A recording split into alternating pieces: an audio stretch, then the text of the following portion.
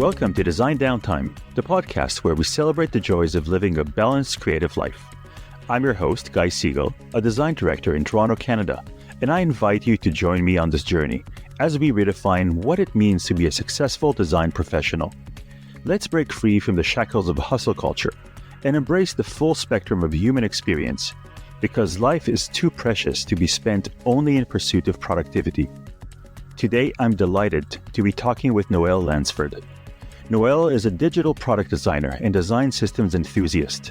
She is passionate about bridging gaps on multi-disciplinary teams from ideation to build processes. She works on AI design standards and patterns at Nationwide Insurance. In previous roles, Noelle has led design systems everywhere from a Fortune 500 SaaS company to a Series A startup. Noelle is passionate about learning and coaching others on their journey into tech. After teaching and writing web design courses for her alma mater, Noelle has become a presenter and thought leader in the design systems community. Noelle lives in Columbus, Ohio with her husband and bearded dragon, where she enjoys exploring the city and the outdoors. Outside of work, Noelle has rekindled her high school passion for theater in the Columbus scene, meeting new people both on stage and behind the curtain. Noelle, welcome to the show. Thank you. It's great to be here. I'm excited about this. I'm excited to have you. And today you want to talk about theater and more specifically, local theater. Yes. Yeah. I am not a professional actor, so it is local theater, but the local theater scene is so fun and full of so many talented people that, we all somehow have full-time jobs and find time for theater. So it's been really fun. Yeah. Started out doing that in high school and trying to pick it back up as an adult. So it's been an interesting journey. That's really cool. So you say you started in high school. How did that happen? So there was a cool community theater growing up. I grew up around Dayton, Ohio, and so there was a cool thing there where a bunch of kind of just like local kids would get together and do theater together. So it wasn't through a school or anything. And in fact, the fun part about it is all of us were homeschooled, so it was like our outlet for doing theater because we didn't have like a school facility to do that. But there was this really cool historic theater building that they would let us use. And so we would put together some pretty fun shows. And, we really had a great group of talented kids that would show up. And we had some really great directors, both music, choreographers, acting directors. It was really a great time. It's actually where I met my husband now, as we met in high school theater at that really fun historic theater. So yeah, there's a lot of memories there for sure. Our friends now all make fun of us because none of us can shut up about how fun it used to be. No surprise that I wanted to kind of keep doing it as an adult. But yeah, I kind of had to take a break when I was in college and the first couple of years out of college because of, moving around a lot, not really being sure of, where my community was going to be. And yeah, since we've been in Columbus for a couple of years now, it's felt like, okay, I feel like I could commit to that again. So back in those high school days, when you're doing theater, what were you specifically doing in the theater? So I love musicals. Musicals are my favorite kind of thing to do. And so in high school theater, I was doing acting and, singing, dancing. I love musicals that have tap dance routines. And so both of the plays that I did in high school were like heavy tap dance routines. So Mary Poppins was really fun. I got to be a chimney sweep, jumping off of things, and tap shoes is always it's always a challenge. And then I kept jumping off of things in tap shoes for Singing in the Rain, which is where I ended up meeting my husband and some of my really good lifelong friends that have all also migrated to Columbus, which is like an hour out of Dayton, Ohio. And so, yeah, we all did the singing, the dancing, and it was really fun because it gave us a lot of time to do it. And that's what I think I kind of miss about high school theater is you had a whole year to prepare for a show and kind of obsess over the details. And so, yeah, that's kind of what I did in high school theater is I really took the time to obsess over those details. I was, fortunate enough that I could take voice lessons and things like that to really try to hone my craft at that time. I got a little obsessive with it. So I don't know, I enjoyed that.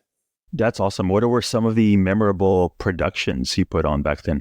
In high school, oddly enough, I only did those two plays because they did take a whole year to put on. And so I did it, my last 2 years of high school. So Mary Poppins and Singing in the Rain. And so I do have a soft spot for kind of those like classic stories that have, like the classic theatrical style songs, things like that. And so my most memorable role was my last year doing it, where I got to be, Kathy Selden in Singing in the Rain. She's the main female lead, along with my husband, who played Cosmo Brown. So he's kind of like the comic relief guy. And then my other two great friends played, the other leading parts. So we just had a blast doing that. And so I think that will probably always be my favorite play. You can't really top like meeting your spouse in a play. So it would probably be wrong to have another favorite. But no, we look back with some fond memories there. And I just love what goes into putting on, plays. Like the costuming was really fun with that, because we didn't really have the budget from the theater side to like have them produce all of our costumes for us. It was like you had to go hunting. So there was like thrifting involved, altering things yourself, finding these historically accurate pieces, or like, for Mary Poppins, you were trying to find these like dreamier costumes, and like how do you put that together? So I don't know. It was just like all encompassing, able to obsess over every little detail. And, even when playing ensemble in Mary Poppins, where you're a chimney sweep and things like that, being able to build those background scenes was really fun, of like, yeah, I want my chimney sweep to have, like this little flavor. Like when I put on this kind of makeup, you're doing your own makeup, you're learning how to do stage makeup at the same time. Also having control over some of your costuming choices like that. You get to create a uniformity, but then also still have those little touches of like each person is different and, put their own twist on everything. So it sounds like you did everything. You not only did the acting and the dancing, but you also did your own makeup, your own wardrobe, your own, I'm assuming, set design, stage direction, and all that. Who directed the whole thing?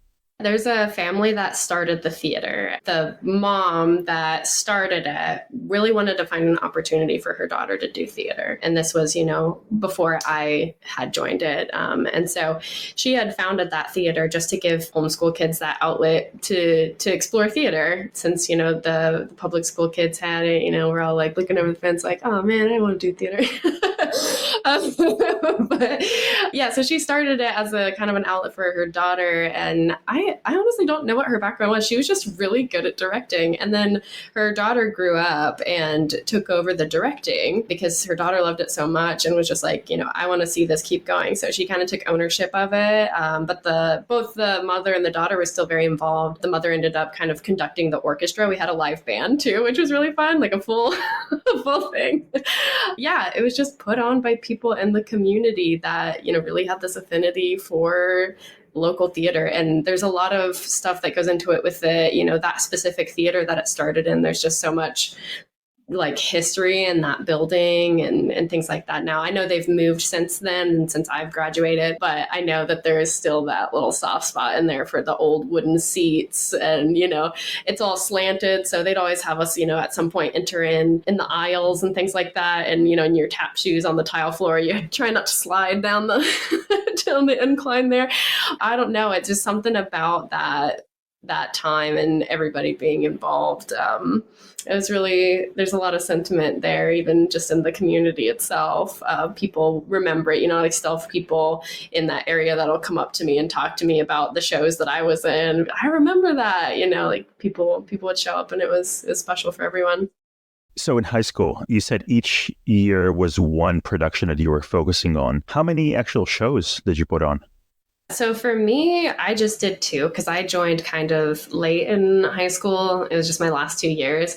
I had oddly enough grown up going to those shows. Like I mentioned, it was kind of like a bigger community event. Like a lot of people knew about it. I grew up going to those shows long before I was in high school. And I was always like kind of wished I was a part of it. The year that I thought I was going to join earlier, I actually ended up getting really sick. So it kind of prevented me from joining as early as I would have liked. And so after my recovery, I finally convinced my mom, like, hey, I really want to do this. So yeah, I was lucky enough to get to be a part of those two productions for those 2 years. And I had a blast. So that was your high school. Did that make you consider continuing into the theater arts in some capacity after high school?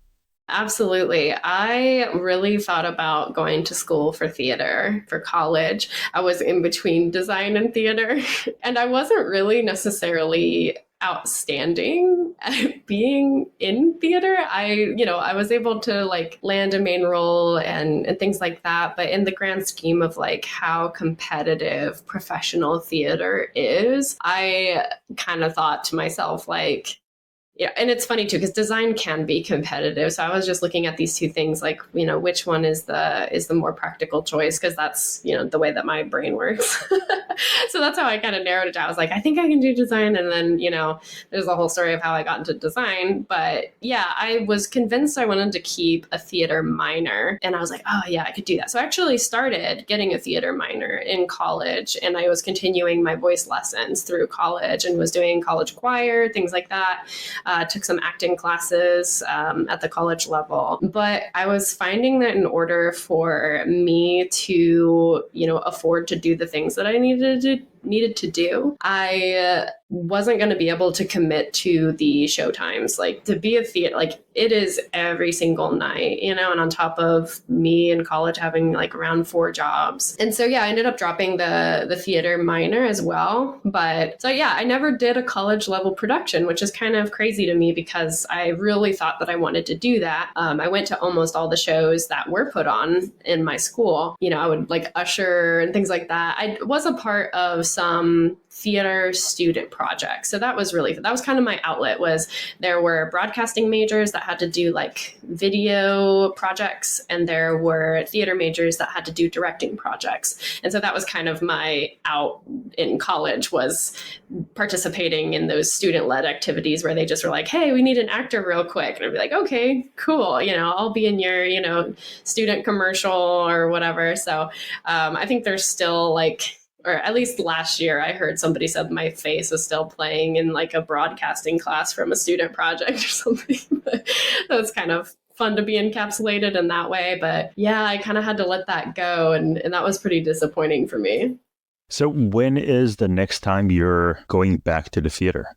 It really wasn't until I moved to Columbus, Ohio. So that's, again, an hour away. And going through college, like I said, I had to take that break. And then it really took my all to establish my career in design. And so I do appreciate the premise of this podcast, because in those first couple of years of establishing myself in design, I didn't really have time to do anything else that I enjoyed. And so, yeah, it wasn't until moving to Columbus, probably about, I think it's been 2 years now, that, last year, a year into kind of being here, I was like, I think it's time to do a show, And so I didn't have any idea of how to actually, enter into a local community again, because, growing up, I just knew that one theater and I was like, I could do that. I want to do that. And I just knew the one that I wanted. I had my sights set, but Columbus has a really rich scene of local theater companies. And I made the mistake of picking the one with the best SEO first, which also meant that it was going to be the highest bar because they had, this bigger marketing budget. And so I just, waltzed right into my first audition, realized it was like a paid actors guild type thing. And I was like, oh no, like, this is not where I should start entering into this again. Because, I had, dropped voice lessons. I hadn't danced in years, all these things. And so I started in the wrong spot, but I eventually just kept auditioning at different companies, trying to get a feel for it, showing up to like local events, things like that. And yeah, I finally, landed ensemble in a show that was really fun. It was like it was called Disaster. It's a 70s jukebox musical where, you're on a sinking ship. Everybody is dying to like these awesome 70s songs. And it's just really funny and ridiculous. So yeah, that was the first show I had done since high school, was that really crazy show. What was that initial audition you went for? So it was actually for like a whole season. So the way that company does it is they hold one audition time a year, but it's for the span of 4 shows that they put on in that year. And so it's actually really cool. They, so I had in that kind of set of 4, there was a show they were going to put on like Dolly Parton 9 to 5, that production. And I was like, oh yeah, I want to do that. So I did audition for that, and they actually were potentially interested in me doing one of their other shows in the 4, but I had not mentally prepared to answer that question. It was just like, I don't know, probably not. Probably not. And yeah, there was a whole other string of issues where I couldn't hear the piano because it was really quiet. And so I was messing up my whole audition. And I just walked out. I was like, what was that? And then you hear the people going in before you and you're like, oh no, they went to college for this. They're classically trained. This is not going to be good for me. But, I think eventually maybe I could get to a spot where I could land a small role in a play like that. I think that would be a lot of fun, but I definitely wasn't comfortable enough to start there or even have a conversation about it. When did you start feeling comfortable? I think I'm still pretty uncomfortable, to be honest. I think because I had the time in high school to obsess over every single detail, it's been hard for me to let that go as an adult because I just don't have the time to obsess over it to the degree that I was able to in high school. I have picked back up voice lessons, and that has been huge for me because it was that nagging feeling of learning a new skill and knowing that you're getting worse at it. And so it's just nice to have somebody to talk through with that and coach on that.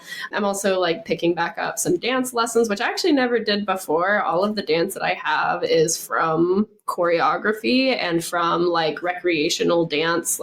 There's a couple swing dance clubs and things like that I was a part of in college, but no formal training really in dance. And the local scene here is rich enough that you do have people coming into local theater with this really robust background of doing 5 shows a year. Sometimes people are, that committed to it, or they're starting to get agents and things like that, even for the local shows. For me, it was just this is just something that I enjoy, something that I get a lot of fun out of for myself. And so I mainly just want to be in the shows. So picking back up those skills has been part of me trying to get comfortable again. The other piece that has been helping me a lot is actually doing a lot of backstage work, which is new to me in this capacity. So from that first show that I was in, I did help with the set builds and things like that. They did provide the costumes, so I didn't have to do that. They also had a person in charge of wigs and things like that. So, a little bit more of a budget there, some marketing budget, things like that. It was cool. You get an actor's stipend. It's not a whole lot, but it makes you kind of feel cool. You're yeah, I'm a paid actor. No big deal.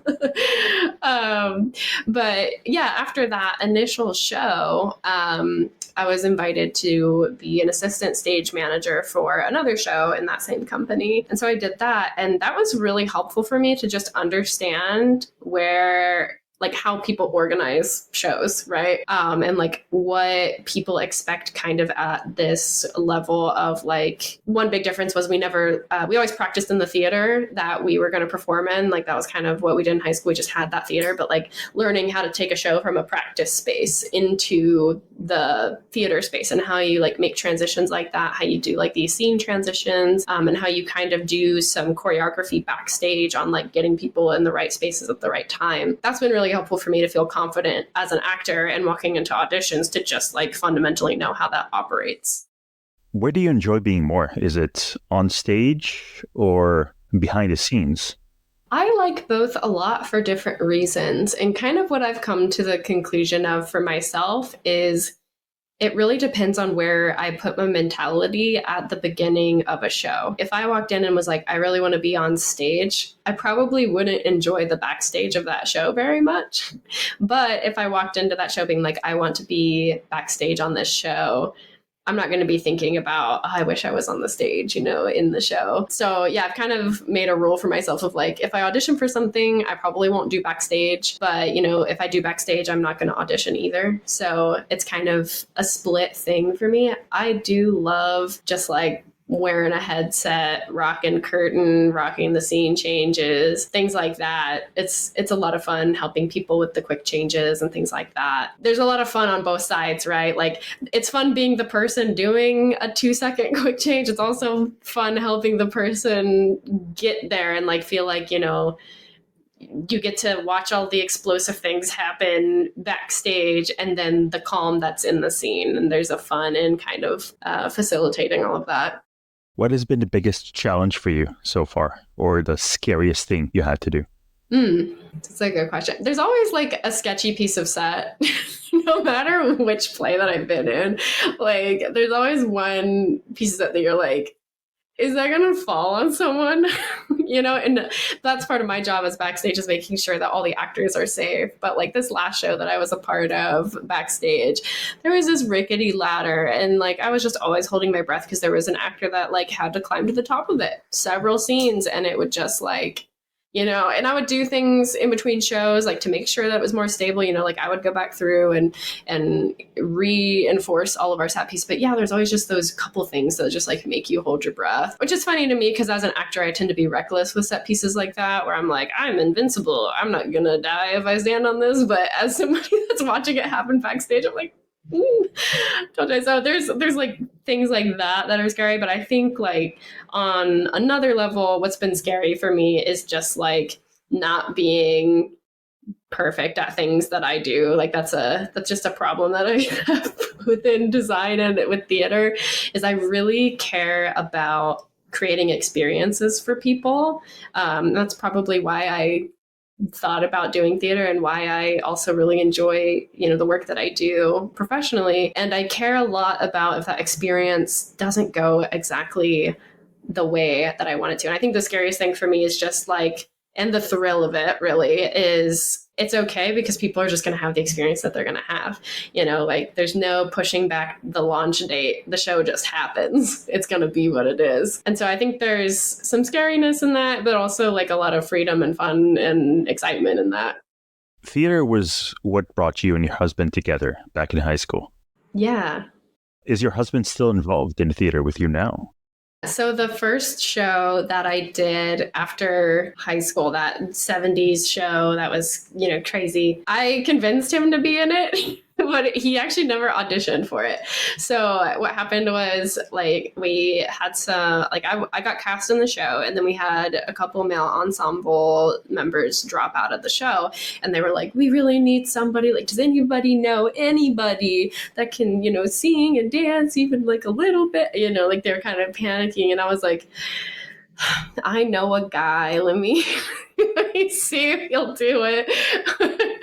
And so, I convinced him to do it. And I'm really glad that I did. And I think he is too. He had a lot of fun. Some of his highlights in the show was like he got to be like eaten by piranhas and like all these just goofy things that like the ensemble would get to do. But him and I were able to be dance partners for a couple scenes. And that was really fun because we did swing dance together in college. So it was kind of natural. And like we were able to do like some of the more extreme stunts with the dance scenes because we're really comfortable, being dance partners. And, like if he drops me, it's appropriate for me to like be mad at him forever.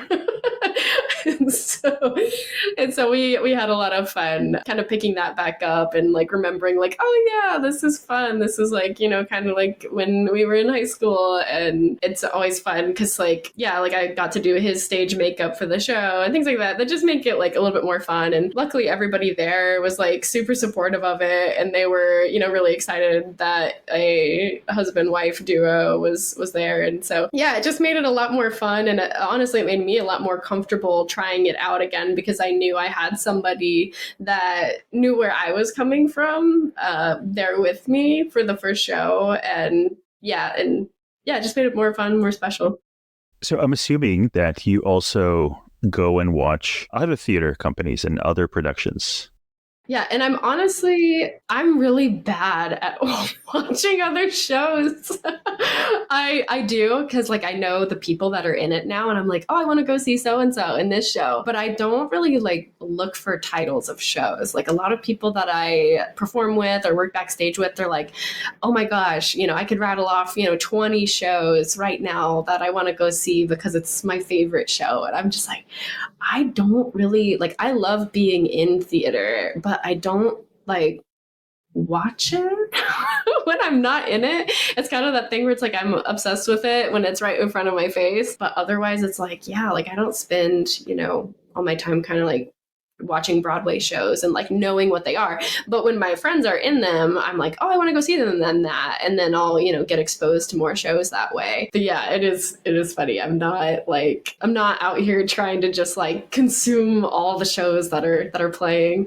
When you go and you watch those shows, are you able to sort of disconnect and be a pure audience and not think about, I would have done that differently? Yeah, that's a great question. I know that once you, like, as an actor, I feel like most people can do that. Like most people that I talk to that primarily do acting, they're like, oh my gosh, it was so great. But the more you get into backstage, the less you hear that from people, the more they're like, oh, that set could have been, done a little differently. Or I noticed that lighting cue or, things like that. Or just like recognizing when you've messed up and like being able to identify at other places. Like the biggest thing for me now is curtain pulls, which I think is hilarious. This last show, there were so many curtain pulls, just like opening and closing the curtain at the right time, timing it with the music, opening it to the right cue marker, things like that I messed up that now I feel like I can recognize it in other people. But it doesn't ruin shows for me. It does, like, I feel like I am able to sit and just enjoy, especially when I know the people in it. That makes it easier for me to not critique it because I'm like, wow, they're doing such a great job. And like, I don't go into it with a critical mindset, really. And usually I'm just impressed because so many theater companies in this area just put on brilliant shows. And, with either a little bit of resources or a lot of resources, they're all pulling really fantastic actors and set builders and backstage crews. So I'm usually pretty impressed. Are there any roles in the theater that you want to try and tackle next, be it direction or set design or lighting design? Ooh, this is a dangerous question for me to answer on a podcast because if anybody that is in the theater scene hears it, they're probably going to recruit me for it. But lighting does sound interesting to me, and there's not a lot of people that want to do lighting design. So there's like probably like only 3 people that I know. I'm sure there's more, but there's 3 people that I see pretty consistently that show up for lighting, and they're always looking for more people. So I feel like that would be a fun next thing to try and do. My husband is also into production, and so he in college got the opportunity to like learn camera operation for like professional events and like lighting for stage design, less theater stage design, but like event stage design, and things like that. And so he also has a lot of those resources too. And so we've both been kind of like eyeing the lighting part of theater a little bit. Noelle, where can people find you? I am a little hard to find. I have kind of removed myself from most social media, but I love when people reach out to me on LinkedIn. So you can find me there. I will message you back. And the other spot is just my website, which is noellelansford.com. If you want to see any of my work professionally or any of my opinion articles, things like that I've written, they're over there. So those are my 2 places you can find me, and there's a contact form there if you want to use it too. It gets to my email. Awesome. Thank you so much for joining us today. Yeah, thank you, Guy. This has been really fun. Thanks for letting me nerd out about theater. This is all for this episode of Design Downtime. Thank you for joining me. And until next time, I hope you enjoy your downtime.